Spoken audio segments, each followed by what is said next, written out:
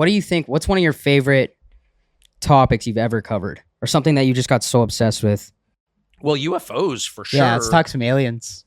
Because UFOs... Why UFOs and when? I'll tell you why. It's actually the same reason I was interested in Epstein, because I'm like a completely conventional person. Like I worked at CNN. I spent a season doing commentary and analysis for Good Morning America. I lived in Washington from the age of 15. My dad worked for the federal government. Like I am not an outsider, like believing that fluoride is causing brain damage, whatever. Like I've never believed in a conspiracy theory my entire life. I lived in Washington. And it was only in the past 5 years when all this evidence would, but I'm curious, all this evidence would emerge and I'd be like, well, that's not true. It doesn't seem true to me. Like I don't know what the truth is, but I can tell when someone's lying. It's like my one gift. And I would see these people lying and I'd be like, why are they lying? Like I know they're lying, but why? And so I really came to this like at the age of 50. Like you're almost dead when you're 50. Like that's very late. What was it that made you? Well, UFOs, like I never for a second thought UFOs. But what changed your attitude at 50? The evidence. Which is what? Well, oh my gosh. At this point, it's kind of come out actually. Uh-huh.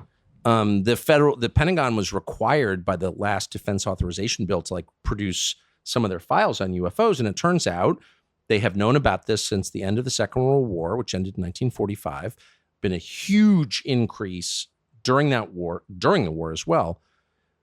Huge increase in UFO sightings, in UFO crashes, et cetera, et cetera. And it turns out the federal government has been tracking this for 80 years and lying about it. So why? Well, that's a great question, and I can't answer it. I have theories, but I don't know. But here's what I learned. The first question is this real?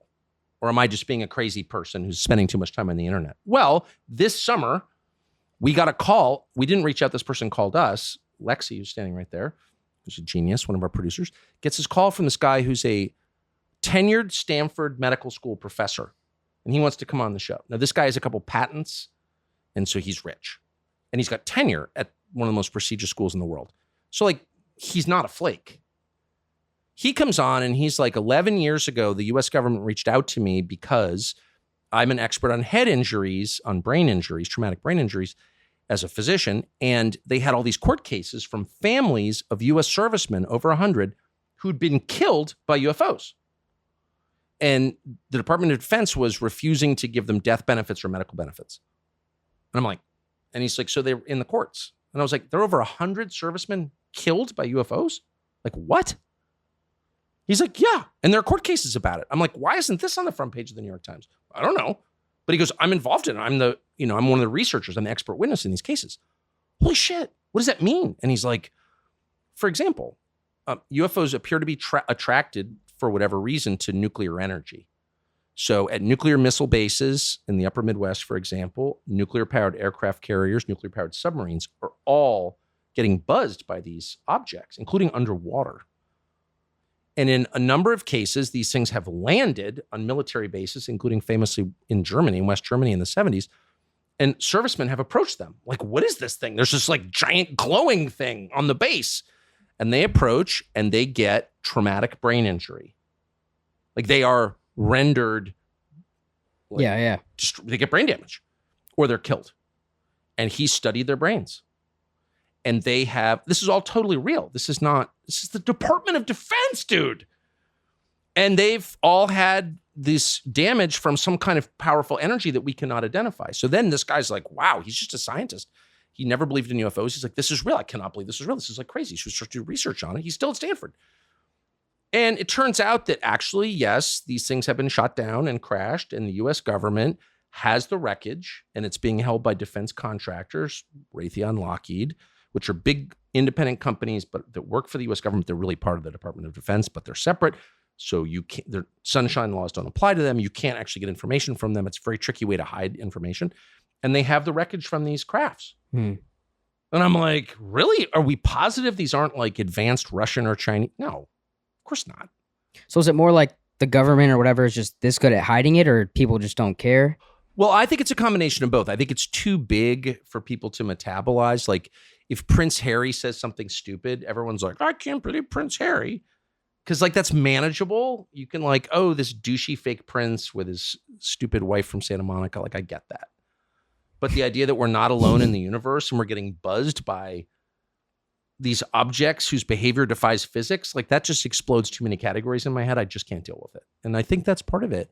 But I'll tell you this, the most interesting from my perspective, I don't know if it's a consensus, but a lot of people, serious people, not crazy people who study this stuff, U.S. government employees, seem to believe that these objects are coming from under the oceans. So the conventional view is they're coming in from outer space. There's not actually a lot of, something enters the atmosphere, we can see it on satellite, and there's not any evidence of that actually. Mm-hmm. Maybe it's happening, but we don't know that it is. There's a lot of evidence these things are coming out of the ocean, including videotape of these objects coming out of the water at high speed, or even more amazing, descending at Mach 3 into the water. And then, of course, we have a huge submarine fleet. What the fuck? Then we have a huge submarine fleet, American, but also Chinese and Russian, underwater with pretty sensitive measurement devices, sonar, etc. And they have recorded these objects doing hundreds of knots underwater. So let's just stop there. Wait, what's knots? It's 1.1 miles per hour. It's a way that we measure objects in the water. Oh.